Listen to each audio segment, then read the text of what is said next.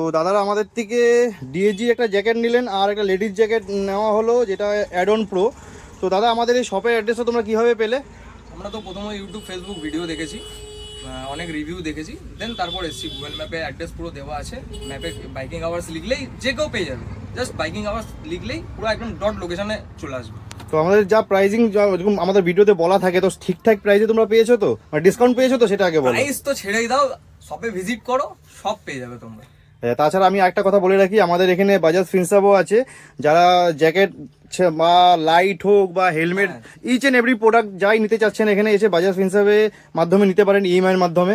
আর বোনের কিছু বলা আছে যে খুশি তো জ্যাকেটটা পরে? এবার ফিটিংস খুশি, একদম খুব ঠিক আছে। সুন্দর হয়েছে।